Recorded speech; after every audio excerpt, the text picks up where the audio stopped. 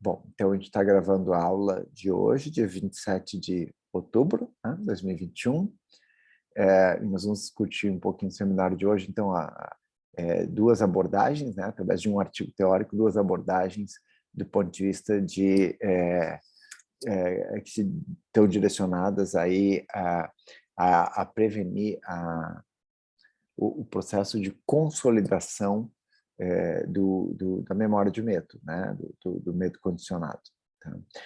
Então, a Alice Abad vai apresentar, estava só dando uma introdução, apresentar, que eu digo dinamizar nosso seminário, né?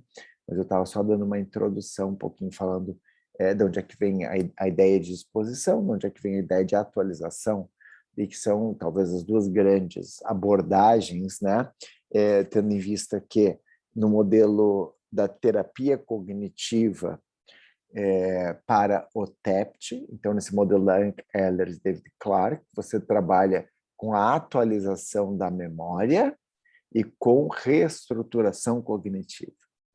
No modelo da Edna Foa, que aí deriva então a ideia da terapia de exposição prolongada, você expõe o paciente à memória do trauma, na forma então de narrativa, e você, entre as sessões, né, além do paciente ouvir esta narrativa, você pede para ele se expor de forma gradual a uma hierarquia, que é essa exposição situacional, né, em vivo, né, fora do consultório. No modelo clássico da Edna Foa, você trabalha com sessões longas, então você, ao final da sessão, você trabalha com a reestruturação daqueles conteúdos que foram acionados na exposição. Tá? Mas ela é muito mais uma terapia que visa a extinção da memória traumática, né? E aqui nós visamos, na atualização, você visa um pouco mais a ideia de uma nova aprendizagem, uma atualização dos conteúdos de memória, né, e muitas técnicas direcionadas à reestruturação cognitiva e à redução do uso de estratégias compensatórias desadaptativas. Tá? Então, o que a gente vai discutir hoje, né, e a Alice, se quiser compartilhar a tela, apresentar alguma coisa, pode começar. Mas o que a gente vai discutir hoje, né, esse artigo aqui da Victoria Pyle e colaboradores, é um artigo de 2015, né,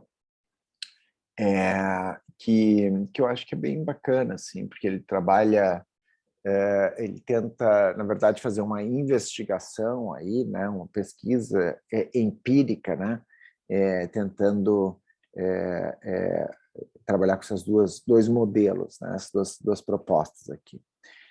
Então, Alice, a ideia, de novo, né, pessoal, não é a Alice fazer uma apresentação, é nós podermos fazer um seminário, uma discussão em cima dos dados, tá?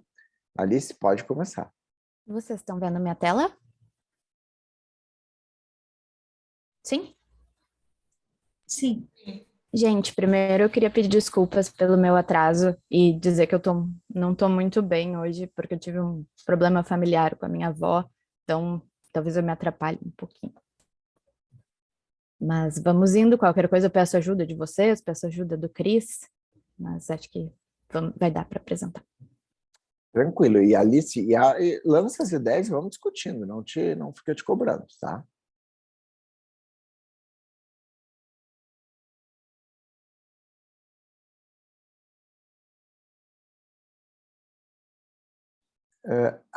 Alice, tu ficou sem microfone e sem câmera.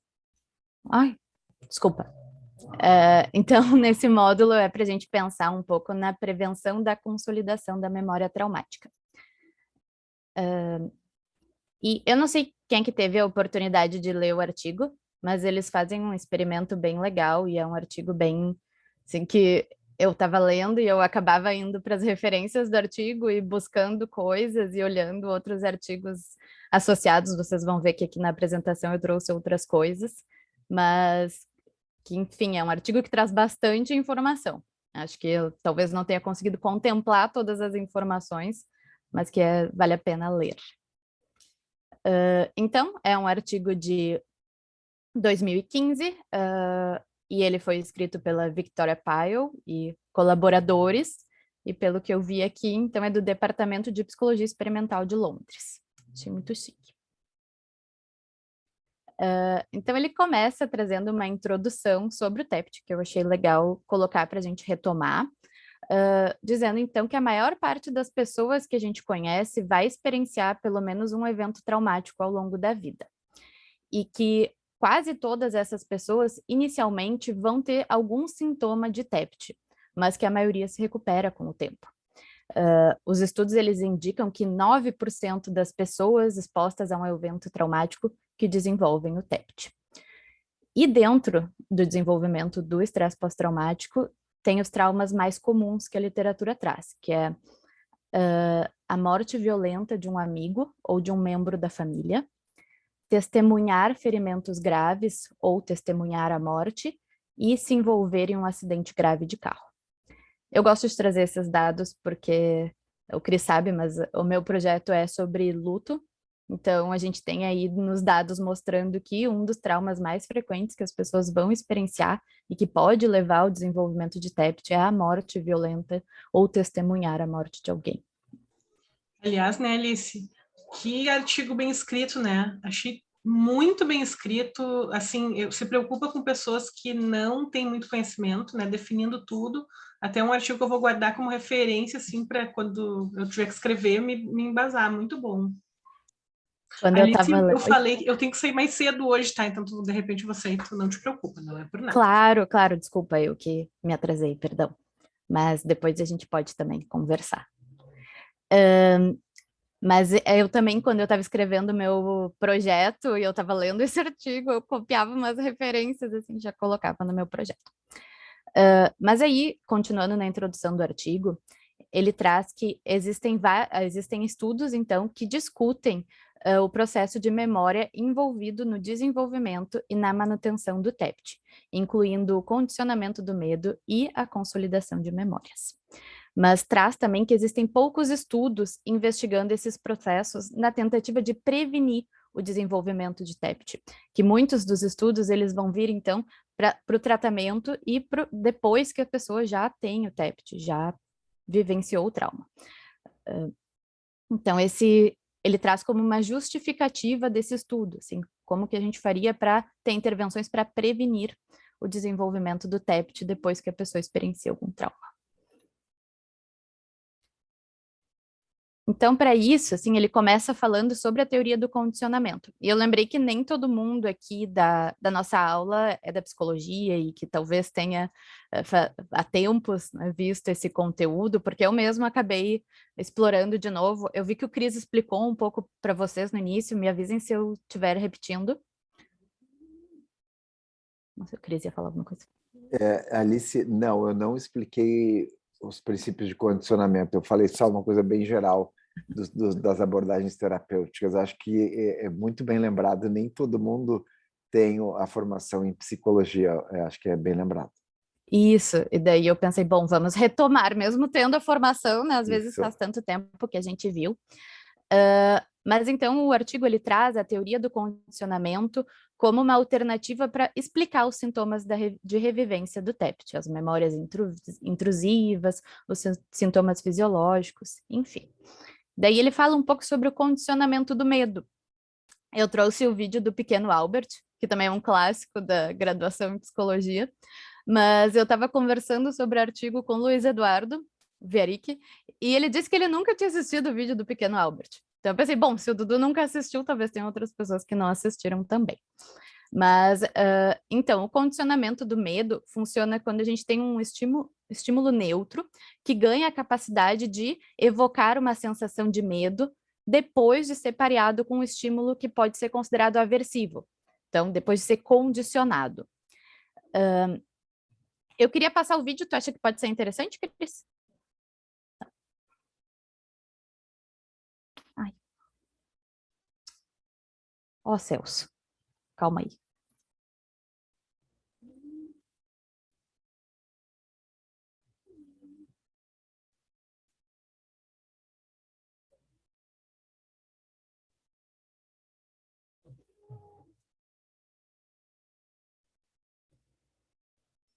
Tu botaste dentro da apresentação o vídeo, Alice? Ou Isso. tá...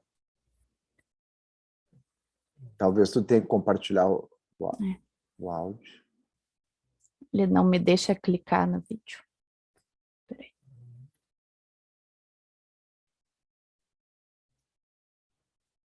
Eu acho que para tu clicar, tu vai precisar estar em tela cheia, né, Alice? Eu pausei vocês aqui. Calma aí.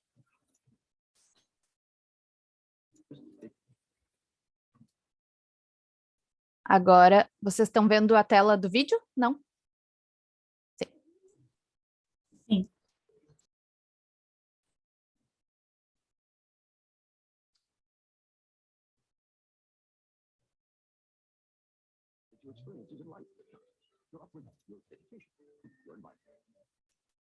Vocês escutam o vídeo? Não. Acho que para a gente escutar, tu teria que parar o compartilhamento e compartilhar de novo, marcando a caixinha de som.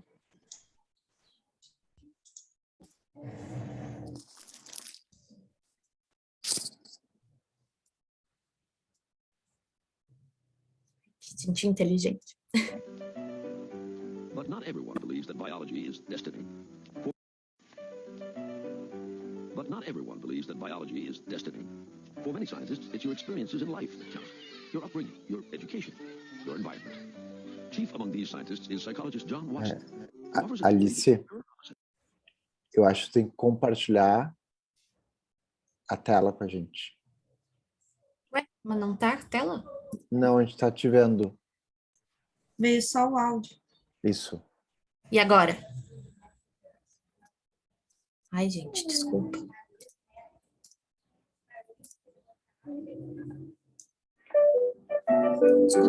But not everyone believes that biology Assim, is destiny. For many scientists, it's your experiences in life that count. Your upbringing, your education, your environment. Chief among these scientists is psychologist John Watson, who offers a theory that is the mirror opposite of eugenics. This was the heyday of hereditarians and geneticists who said that human beings were constrained by their genetic inheritance. And Watson was saying that this is baloney, that human beings were shaped solely by their environment. Over the years, Watson studies the behavior of babies, hundreds of them. To Watson, we arrive in the world of blank slate, tabula rasa. Nearly everything is learned, even things we think are instinctive, like fear. To prove that environment is more powerful than genetics, Watson designs an experiment for an infant known as Little Albert. He's so confident, he films it for posterity. At first, Albert shows little fear, even when Watson places a burning newspaper in front of him. Albert is also unafraid when he encounters a white rat for the first time in his life. But then Watson shows Albert the rat accompanied by a loud clanging noise. One of the few things that upsets little Albert. And he does it again. And does it again. Eventually, Albert learns to fear not just the rat, but all furry things, even without the loud noise. In Watson's mind, the Little Albert experiment is a success because it proves that fears are learned, not inherited. Watson calls his theory behaviorism.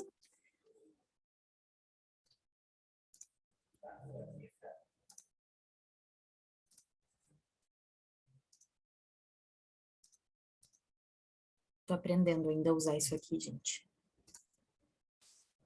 Estão vendo a apresentação? Sim. Não? Tá carregando. Eu acho que está carregando, Mas acho que o que deu para ver ali no vídeo é que o experimento, então, a criança inicialmente não tem medo do rato, não tem medo do macaco e de todas as coisas que aparecem ali. Mas a criança se assusta com barulhos altos. E aí, então, ele pareia rato com um barulho alto. E conforme ele vai fazendo isso, de forma repetitiva, depois a criança começa a sentir medo não só de rato, de macaco, mas também como de coisas peludas, que antes não ofereciam ameaça nenhuma. E aí, esse é um exemplo, então, do condicionamento do medo. Não sei se tu quer adicionar alguma coisa, Cris? Não, tá indo bem. Eu acho que a ideia geral, eu acho que está clara, né? A Tem gente um não, outro... não, eu acho que não é tá em todos os aspectos, digamos assim, de condicionamento, que eu não sei se vai entrar na questão do que é estímulo condicionado, não condicionado, né, outras coisas, ou podemos seguir também. Eu vou botar o meu fone, que acho que assim eu escuto vocês melhor. Mas então, ali no vídeo, o estímulo neutro é o rato, enfim, o macaco, as coisas que ele mostra, porque antes a criança não tinha nenhuma reação a isso. O estímulo condicionado, então, é o ursinho e o rato depois de que ele pareia com o barulho alto, tá? Que é o estímulo incondicionado, então, que é o que a criança já tinha medo antes. Mas eu fui colocando esses exemplos aqui e a gente pode ver.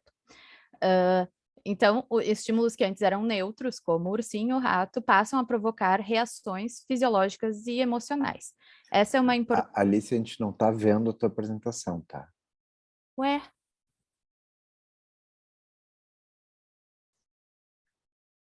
Agora estão?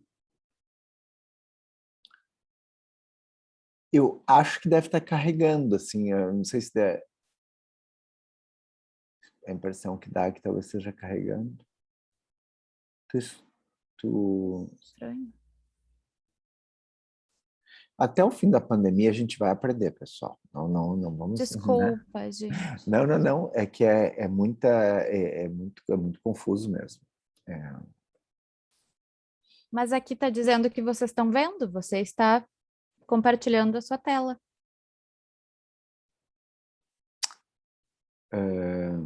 Será que eu saio daqui? Tentar compartilhar outra tela. A não ser que só eu não tenha visto. Não, eu também não consigo ver. Tá É como se fosse introduzindo a apresentação mesmo, só não é. Diz que está iniciando, mas a tela está toda preta. De repente, compartilha a imagem inteira, Alice, não só uma janela. Aí, quando tu precisar mudar de janela, não precisa descompartilhar. Mas eu acho que é isso que eu estou fazendo, não é? Eu não sei se tu, de repente, se tu desmarcar aquele compartilhar som e desmarcar ou otimizar para videoclipe. Vê se tu desmarcar aquelas duas caixinhas ali embaixo, se te ajuda.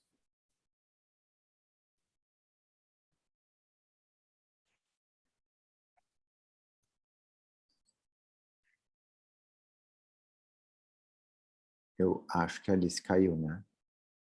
Eu vou dar só uma pausa na gravação. Então, eu não vou mostrar outro vídeo, mas depois eu mando toda a apresentação e o Cris coloca para vocês, para não dar mais nenhum problema. Mas é bem interessante que ele faz a pergunta assim, vocês acham que pombos conseguem ler? E, enfim, ele mostra todo o processo de aprendizagem de um experimento com pombos. E aí vocês podem ver depois para ver como funciona. Mas, então, se a gente pode aprender a temer coisas, né? Se o medo ele pode ser condicionado, aprendido, a gente entende que ele também pode ser extinto. E aí vem a teoria, então, a extinção respondente, falando que quando o estímulo que foi condicionado, ou seja, ali o pequeno Albert que passou a ter medo do ursinho de pelúcia, a extinção ocorre quando ele para de ter medo do estímulo ursinho de pelúcia, generaliza também para rato, macaco, outros bichinhos peludos. Então, a resposta, que é o medo, ela desaparece quando o estímulo condicionado, o rato, é apresentado de forma repetitiva, sem o estímulo barulho, que era o estímulo que inicialmente não gerava a resposta de medo. Então, quando os três param de ser pareados, pode ser que então a resposta medo desapareça e seja desaprendida, entre aspas. Então, eu coloquei aqui rato, estímulo condicionado, sem o barulho, incondicionado, de forma repetida, extinção do medo do rato.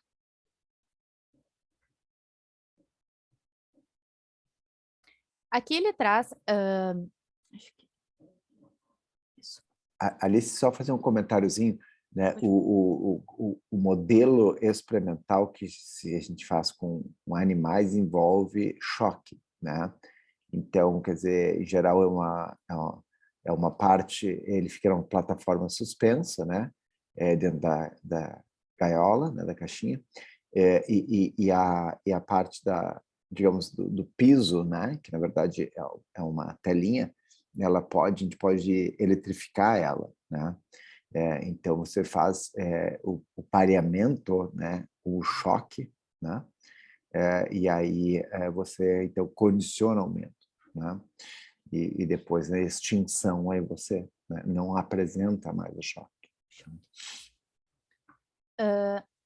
Então, lendo o artigo, na introdução, ele cita esse outro estudo que foi feito com soldados holandeses para falar, então, sobre como aprender a extinguir o medo, essa tarefa de condicionamento que leva à extinção do estímulo, como isso pode, então, ajudar a predizer o estresse pós-traumático. Ele é um estudo prospectivo com soldados holandeses,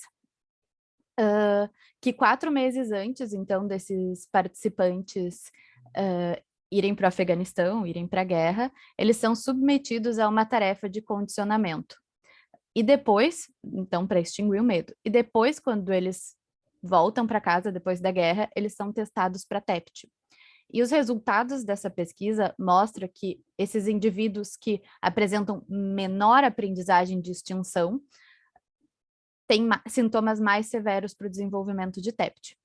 Então, ele fala assim que pessoas com TEPT apresentam mais reatividade fisiológica a pistas relacionadas ao trauma depois da exposição.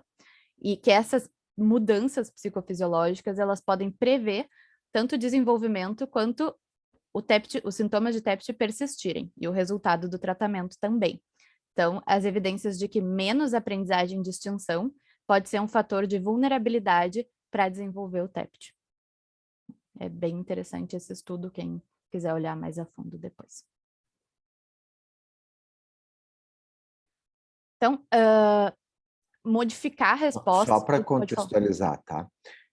Então, nós temos variabilidade individual em relação ao condicionamento de medo, e nós temos variabilidade individual em relação à extinção do medo, tá? Isso é importante ter em mente, tá?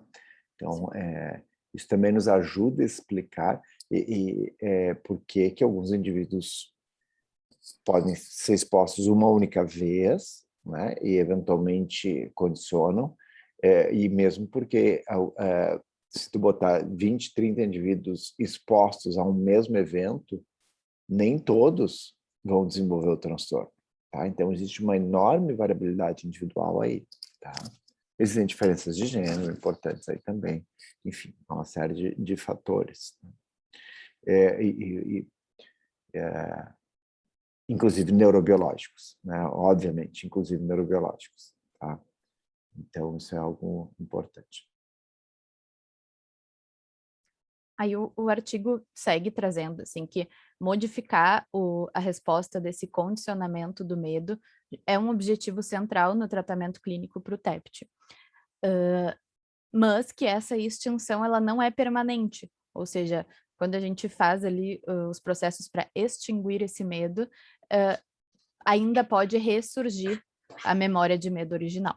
Então, ele pode ressurgir, então, de 3 maneiras, por meio da renovação. Então, que a memória pode voltar se o estímulo condicionado for apresentado fora do contexto de extinção, ou seja, o rato volta a ser apresentado fora de um contexto de pareamento onde se está tentando extinguir. A reintegração, que ocorre quando o estímulo incondicionado, o barulho, por exemplo, vem de maneira inesperada. E a recuperação espontânea, que pode ocorrer quando se passa muito tempo depois do processo de extinção. Ou seja, tu não repete a tarefa de extinção e um tempo depois essas memórias voltam a acontecer, as respostas voltam a aparecer. Não sei se tu ia falar alguma coisa, Cris? Eu não ia falar, eu estava aqui pensando em voz alta.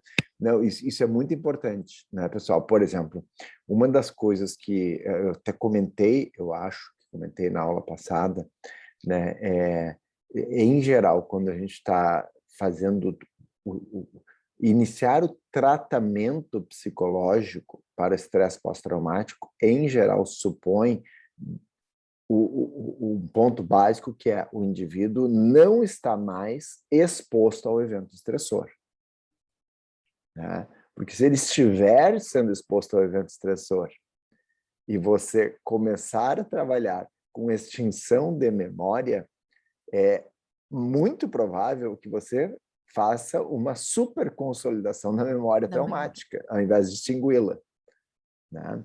Então, isso que é uma recomendação clínica geral, até meio senso comum, mas tem razões do ponto de vista da neurofisiologia e do funcionamento cognitivo, do processamento cognitivo bastante sólidas, né?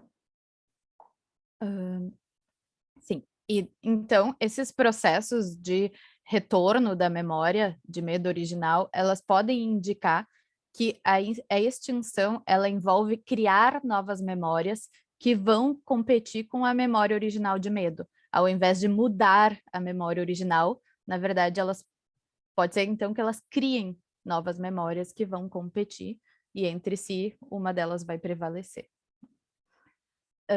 E com isso, a gente tem outra estratégia que seria a desvalorização do estímulo incondicionado, tradução livre por eu mesma, então talvez não esteja muito bem traduzido.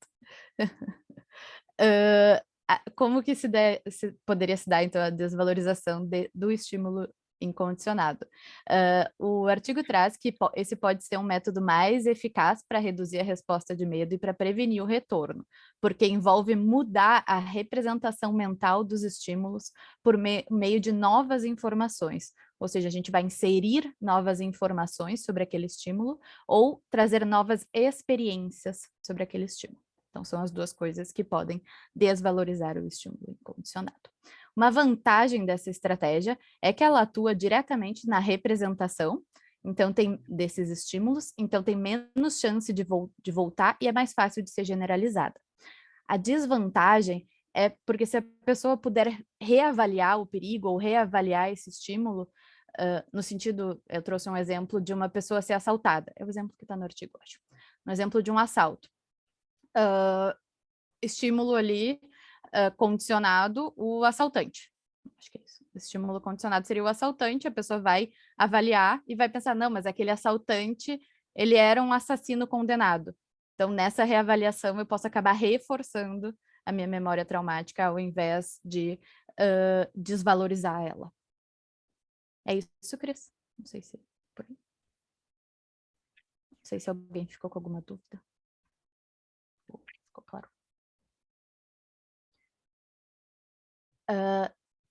Então, aqui o artigo ele traz algumas intervenções e ele cita ao longo do texto outras intervenções que envolvem a desvalorização do estímulo. Uma técnica utilizada, acho que é Imagery Rescripting, que envolve a ativação de memórias angustiantes e, em seguida, a atualização da memória com informações neutras ou positivas que podem vir, então, a desvalorizar esse estímulo.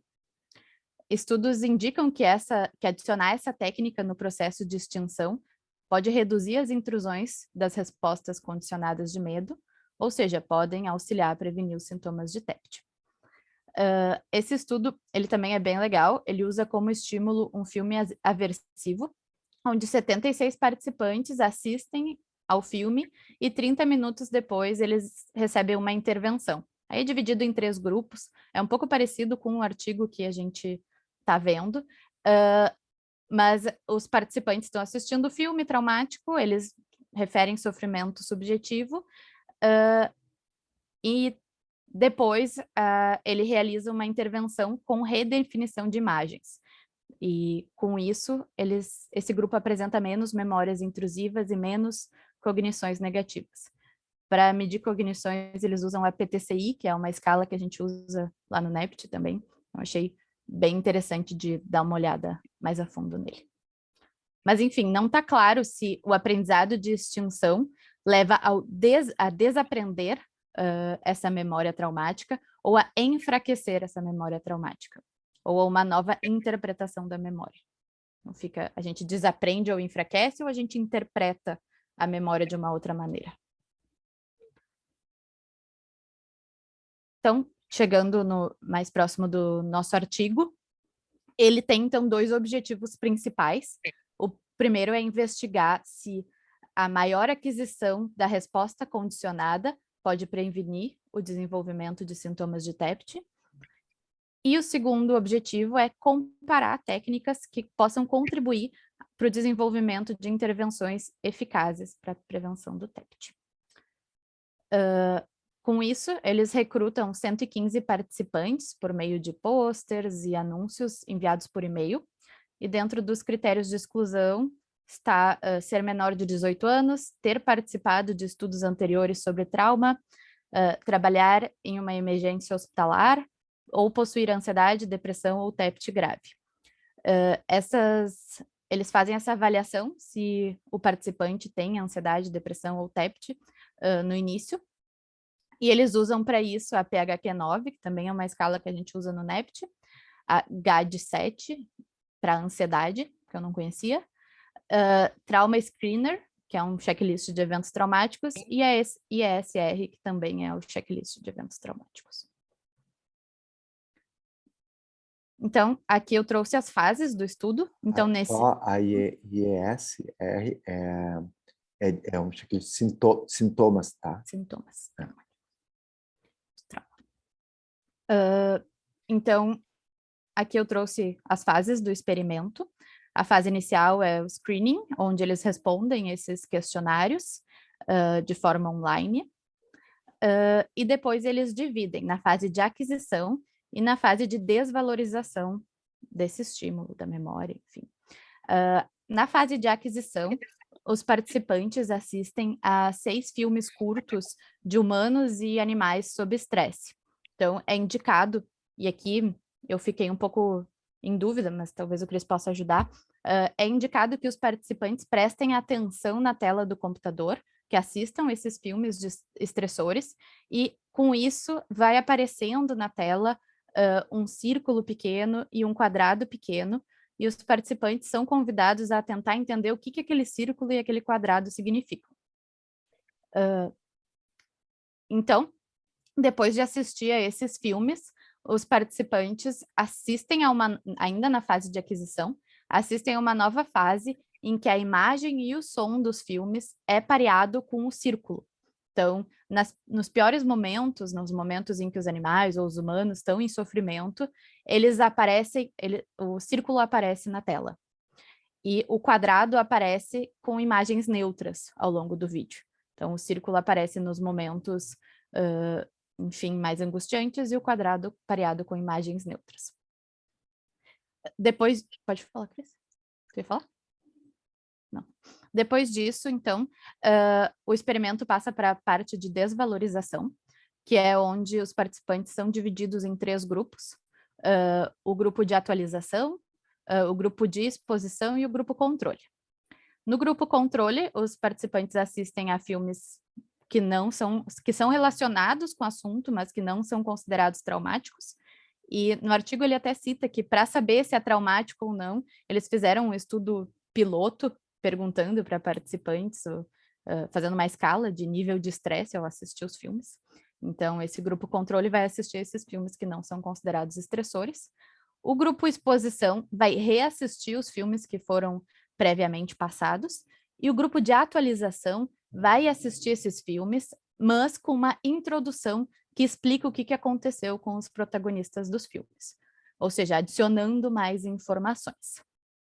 Depois dessa fase, então, eles fazem um follow-up, reaplicando as escalas, e tem outras escalas que eles medem também, eu posso abrir aqui para a gente, e vão refazer essas medidas. Durante o... cadê?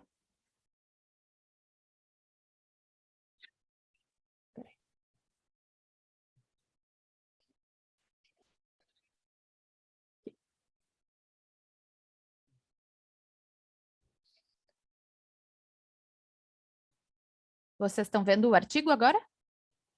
Uhum. Durante a exposição aos filmes, deixa eu achar aqui. Eles, então, têm outras escalas que eles medem, um inventário de ansiedade, um inventário de estresse subjetivo, um diário de intrusões, então, os participantes, era pedido que eles mantivessem esse diário depois, ao longo da semana, depois de serem submetidos à intervenção, para marcar o quanto os pensamentos e o quanto eles tinham intrusões sobre os filmes que eles viram.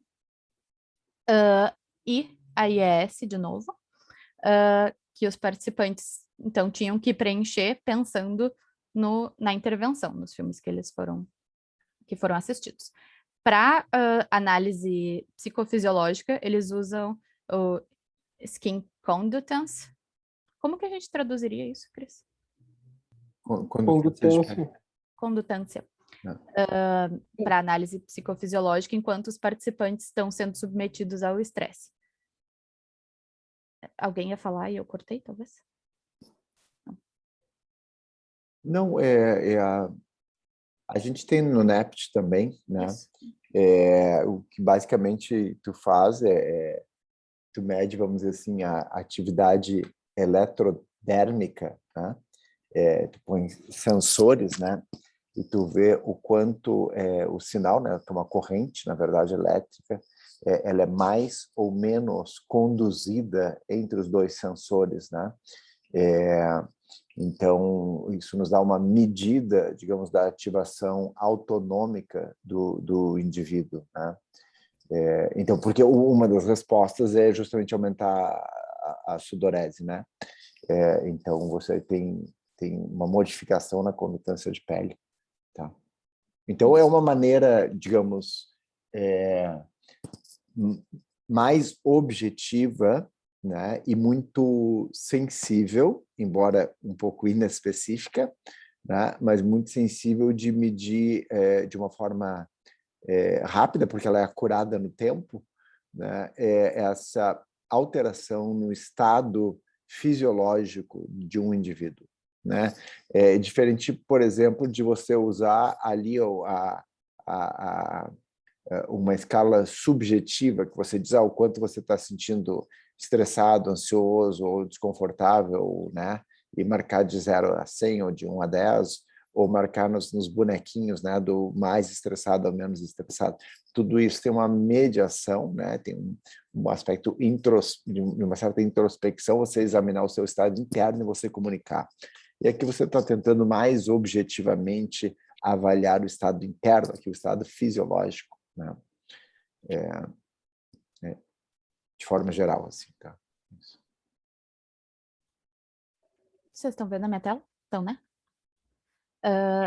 Então, ele traz aqui, eles medem baseline e traz um pouco dos resultados do artigo. Aqui a gente pode ver que o grupo de update, que foi quem teve informações adicionais sobre o vídeo, quando comparado ao grupo controle e o grupo de exposição, que reassistiu o vídeo com as cenas traumáticas, o grupo de atualização, então, apresenta nas escalas de ansiedade, de sintomas traumáticos, depressão e ansiedade, uma pontuação bem parecida com a do grupo controle.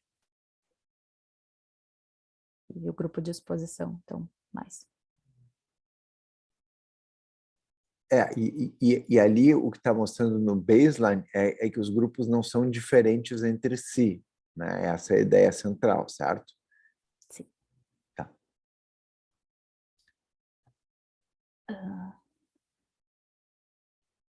Queria voltar para a minha apresentação.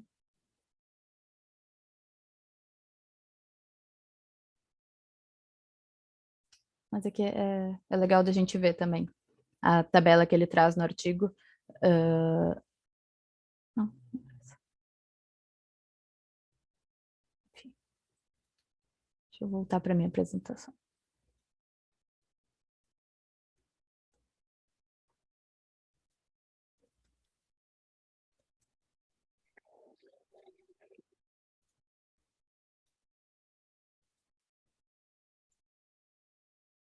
Vocês estão vendo minha tela? Isso. E daí, como resultado, então, o artigo mostra que aqueles participantes que... os resultados mostram, então, que as respostas da fase de aquisição puderam prever o desenvolvimento dos sintomas de TEPT em todos os grupos, porque os participantes, quando comparados entre si, os participantes que foram expostos novamente ao vídeo apresentam, então, um aumento nos sintomas. E no grupo de atualização, que teve mais informações, eles mostraram menos níveis nos sintomas de TEPT durante o acompanhamento do que os de exposição e de controle. E então o artigo conclui que esses resultados eles são consistentes com as intervenções clínicas para TEPT e têm implicações importantes para identificar os pacientes, os indivíduos que podem apresentar risco, bem como pensar em outras intervenções precoces para prevenir o desenvolvimento do TEPT. Eu não lembro, eu devo ter perdido, mas eu imagino, eu acho que o estímulo visual, ele é um fator de risco para a dificuldade do desengajamento da memória, não? Quando ele é mais fator de risco do que o estímulo verbal, correto? Eu realmente não lembro, estou Tá. tentando me lembrar. Vamos dizer assim, Juliano, quando você tem vamos pegar uma coisa bem básica, quando você tem assim, a representação mental, né? Quando você trabalha com representações na forma de imagens, né, versus proposições verbais, você tem, em geral, né, você trabalha então, com menos aspectos conceituais, né, e você então trabalha com aspectos, com estímulos que são processados mais rapidamente e estímulos que, em geral, condensam mais informação e tem maior capacidade de eliciar respostas emocionais, né? Então, normalmente, e agora transpondo algo que é, digamos assim, psicologia cognitiva básica, né? Agora, indo para a questão do TEPT, né? Geralmente, aquelas memórias que são representadas, né, na forma de imagens mentais ou cenas, elas são mais duradouras, né? Mais difíceis, né? São mais difíceis de serem extintas. Uhum. O que explica, talvez, assim, eu perguntei isso, mas porque o resultado do estudo confirma um pouco isso, né? Tipo, no momento que tu insere algo verbal... Qual é a... Não sei, vamos botar na discussão, né? Acho que a ideia da Alice é a gente discutir um pouco o trabalho, né?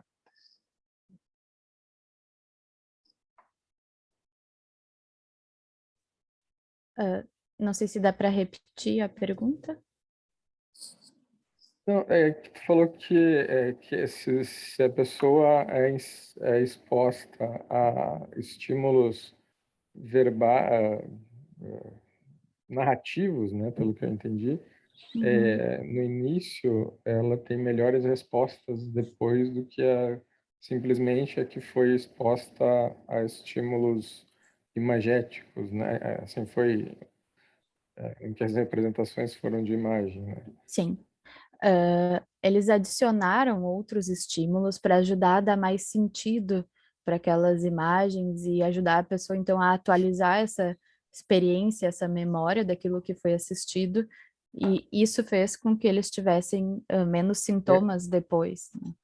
Melhor, né? E daí a pergunta que eu faço seria, pergunta que eu trouxe, né, que veio na minha cabeça, é o quanto isso não interferia nesse mecanismo de desengagement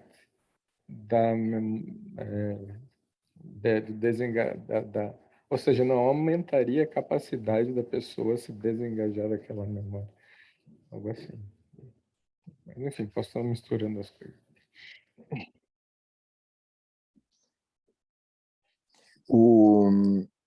Vamos dizer assim, qual é a ideia aqui geral desse tratamento que envolve aí a atualização de memória, né? Diferente da terapia de exposição. Terapia de exposição, você coloca o sujeito também através, né, da narrativa dele mesmo, né, exposto à representação mental da memória traumática, que muitas vezes vem na forma de imagens, de cenas, né, que são revividas, repassadas, né, do ponto de vista de representação mental.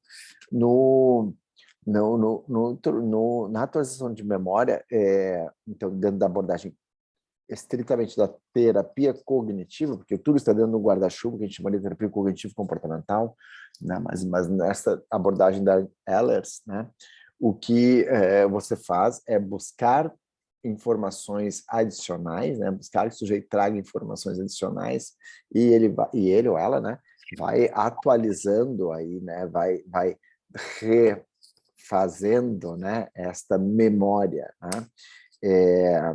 Então,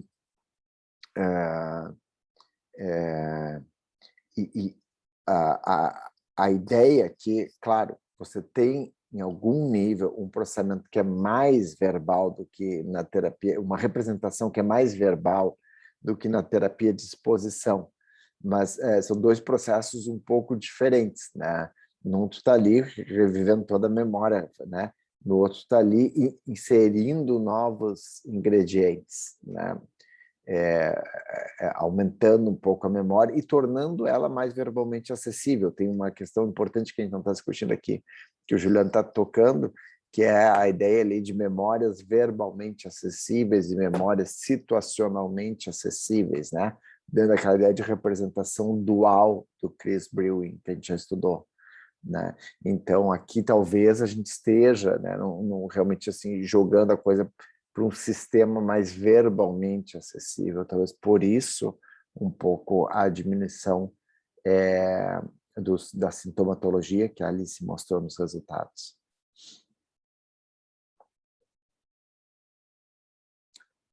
Vamos ver, pessoal, que outras ideias assim, surgiram para vocês na discussão desse artigo.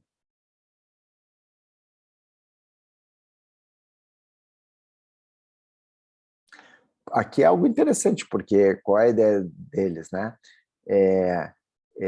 Bom, a gente pode usar essas técnicas do ponto de vista de tratamento, né? Mas será que, e toda a ideia é essa, e se a gente colocasse isso para prevenir a consolidação, né? Porque uma vez o tratamento você tem lá, passou 1 mês, passou 2 meses, passou 5 anos, 10, aquela memória está consolidada, né? Já houve a consolidação da memória, né? A ideia é justamente prevenir a consolidação, né? Então, o que eles estão testando é que talvez essa ideia aí da atualização da memória, das informações adicionais verbais, num contexto aí de exposição onde o estímulo, né, o trauma é o filme, né? Você possa aí minimizar a consolidação, né? E você mede isso de uma certa maneira ali nas intrusões, você mede isso depois nos sintomas pós-traumáticos, né? Então você tem isso, né? No diário de memórias, né? Você mede isso porque diminui a intrusão de memórias, né?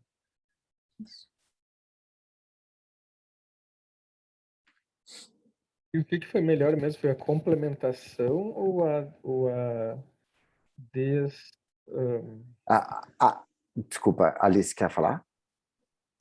Eu estava pegando aqui no artigo, mas... Uhum.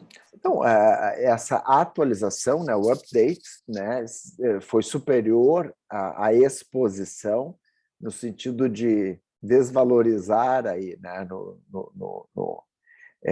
sentido de diminuir a consolidação, né? Ainda que, interessantemente, né, a medida psicofisiológica tem na outra direção, né? O skin conductance, né? A condutância de resposta, a condutância de pele, né? Dá para ver minha tela?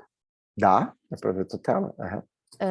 Não, que antes eu estava mostrando o gráfico, mas a gente consegue olhar aqui no... Isso. Esses são os grupos, né? A gente consegue olhar bem aqueles que tiveram a atualização da memória, né?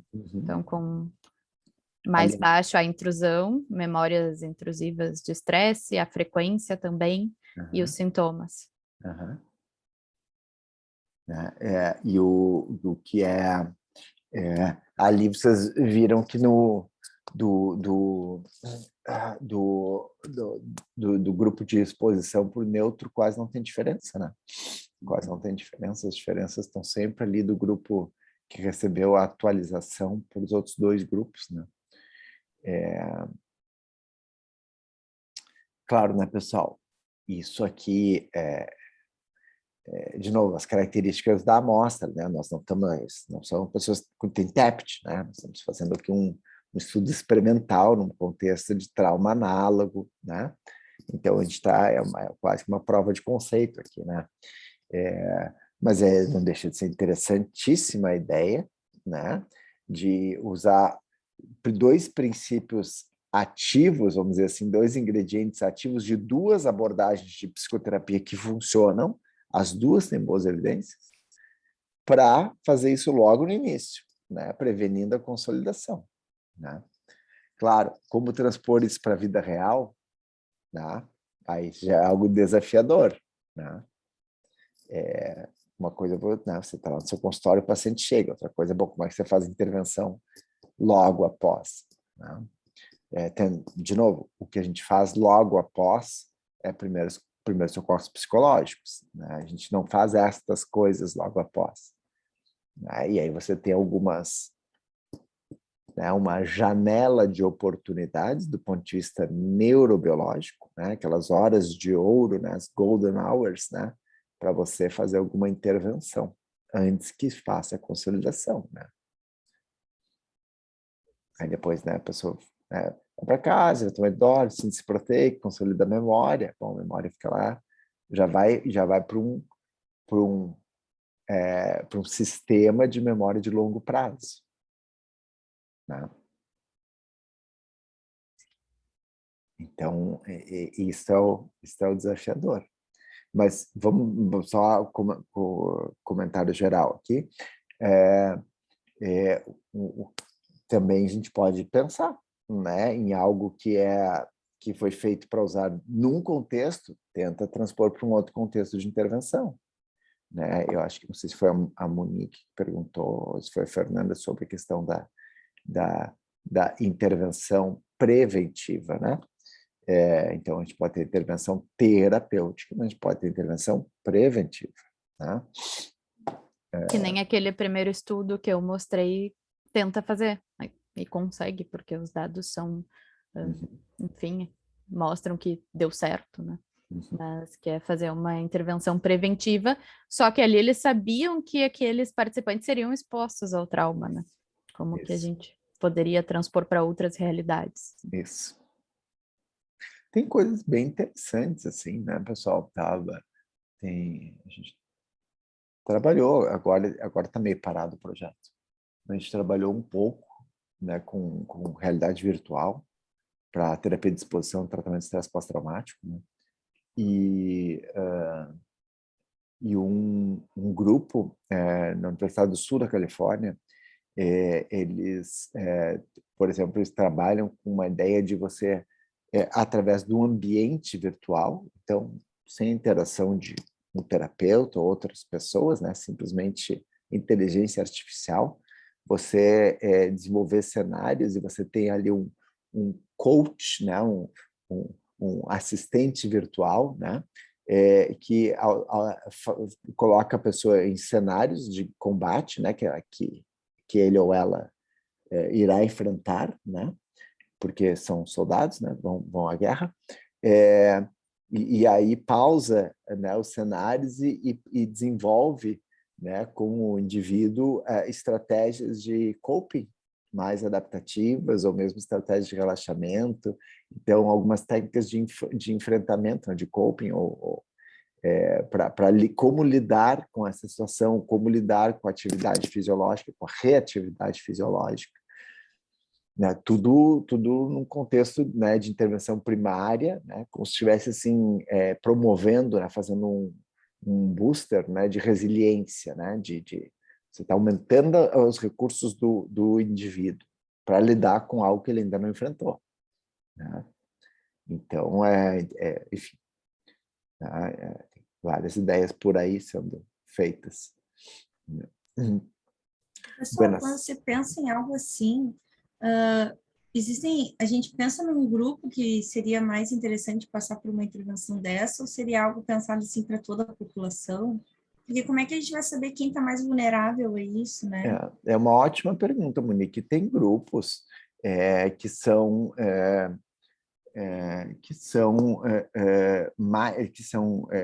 possível, né, supor que vão ser expostos, né? Então, a segurança pública, né, todas essas coisas que envolvem aí imposição de lei, né, SAMU, entre outros, né, servidores lá do Tribunal de Justiça, que iam a entregar notificações, e tem outros grupos que não eram, mas passaram a ser, né? Por exemplo, eu falei de segurança pública, há alguns anos atrás se mudou as funções da Guarda Municipal em Porto Alegre, né?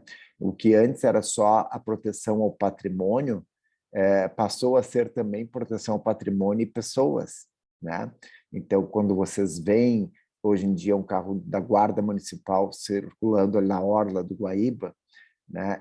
Eles não estão ali só protegendo para não picharem as coisas novas que fizeram, né? Eles também estão protegendo as pessoas, e muitos destes têm porte de arma, né? Eles podem agora usar armas, o que antes não podia.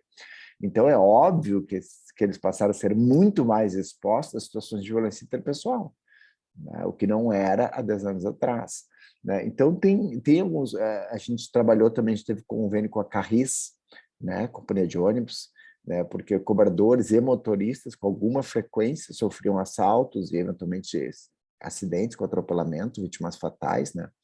Quer dizer, é uma coisa brutal você atropelar alguém que morre, né? Sei lá, uma coisa brutal isso, né?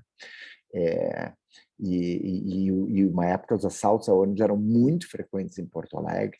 Bancários, nosso projeto iniciou com bancários, né? Então era isso que a gente fazia, né? Então isso tudo aqui é algo que você tem algumas categorias profissionais, né? Que são, por conta da sua atividade laboral, muito expostos, né? Com alta chance de exposição, né? A gente não se envolve muito em guerra, né? Guerra com outras nações, enfim, mas as forças de segurança, né, a gente vive numa situação de guerra urbana, né? Uma guerra, enfim, um conflito urbano, né? O que tem de violência urbana no Brasil é uma coisa impressionante, né? Então,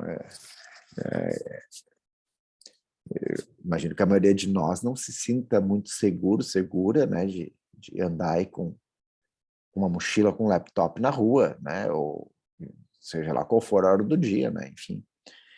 Então, isso é algo interessante, né? Mas é uma ótima pergunta. Bom, pessoal, a gente está um pouquinho estourado no nosso horário. Muito boa apresentação, Alice, né, trouxe vários elementos adicionais à discussão, ao artigo, né? Na semana que vem a gente ainda tem uma outra discussão, se não me engano, e depois a gente ainda tem aí o